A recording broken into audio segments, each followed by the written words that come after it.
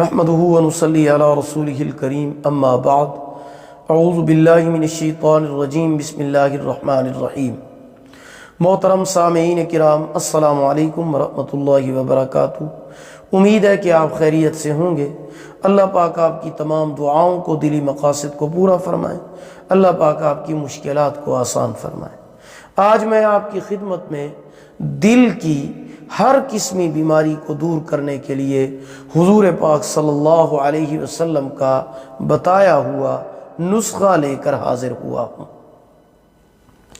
حضرت سعد ابن ابی وقاص رضی اللہ تعالیٰ عنہ روایت فرماتے ہیں کہ میں بیمار ہوا تو میری عیادت کرنے کے لیے حضور پاک صلی اللہ علیہ وسلم میرے پاس تشریف لے آئے۔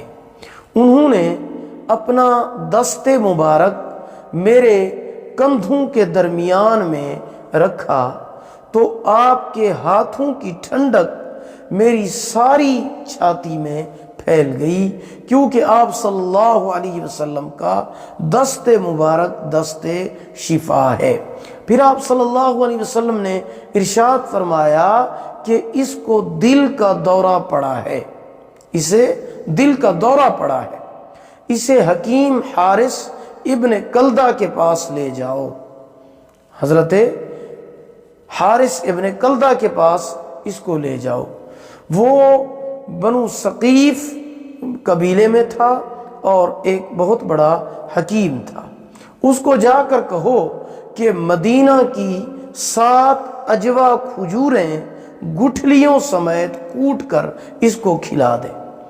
اب یہ روایت مسند احمد، ابو نعیم، ابو داؤد کے اندر موجود ہے کہ آپ صلی اللہ علیہ وسلم نے اس حکیم کے پاس بھیجا اور فرمایا کہ اس کو جا کر کہو کہ اجوا کی 7 کھجوریں، مدینے کی اجوا کی 7 کھجوریں گٹھلیوں سمیت کوٹ کر اس کو کھلا دے۔ تو کھجور کے فوائد میں یہ حدیث بڑی اہمیت کی حامل ہے، کیونکہ طب کی تاریخ میں یہ پہلا موقع ہے کہ کسی کے دل کے دورے کی تشخیص ہوئی ہے، اور وہ تشخیص فرمانے والے کائنات کے سردار خاتم النبیین پیغمبر حضرت محمد الرسول اللہ صلی اللہ علیہ وسلم ہے۔ آپ نے اس کے دل کی تشخیص بھی فرمائی کہ اس کو دل کا دورہ پڑا ہے، اور آپ نے اس کا علاج بھی بیان فرما دیا کہ اس کا علاج اجوا کھجوروں کے اندر ہے۔ اگر آپ کو ہماری یہ ویڈیو پسند آئی ہو، اسے لائک کریں، صدقہ جاریہ سمجھ کر شیئر کریں۔ چینل پر نیو ہیں تو ہمارے چینل وظائف ٹیوب نیٹ ورک کو سبسکرائب کریں، ساتھ لگے ہوئے گھنٹی کے نشان پر ضرور کلک کریں تاکہ ہماری نئی ویڈیو کی اپڈیٹ سب سے پہلے آپ کو مل سکے۔